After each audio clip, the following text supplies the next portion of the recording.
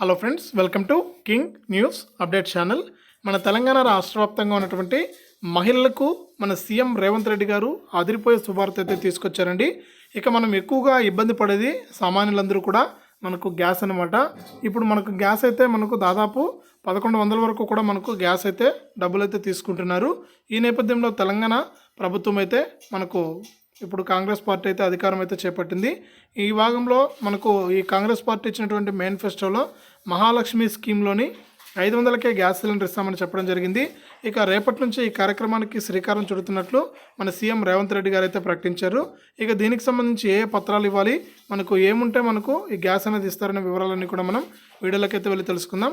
దయచేసి వీడియో చూస్తున్న ప్రతి ఒక్కరు కూడా లైక్ చేసేయండి, తెలిసిన వాళ్ళకు వీడియోని షేర్ చేయండి. ఇలాంటి మరెన్నో వీడియోల కోసం మన ఛానల్ సబ్స్క్రైబ్ చేసుకుని పక్కనే వచ్చే గంట పైన నొక్కి మళ్ళీ వచ్చే అలానే గంట పైన కూడా నొక్కండి.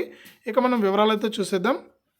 మన తెలంగాణ రాష్ట్ర వ్యాప్తంగా ఎవరైతే అర్హత కలిగిన మహిళలు ఉన్నారో వారందరికీ కూడా మనకు 500కే గ్యాస్ సిలిండర్ ఇస్తామని గతంలో అయితే మేనిఫెస్టోలో ప్రకటించినటువంటి కాంగ్రెస్ ప్రభుత్వం తాజాగా మనకు డబ్బులు అయితే మనకు 500కే గ్యాస్ సిలిండర్ అనేది ఇవ్వబోతుందన్నమాట.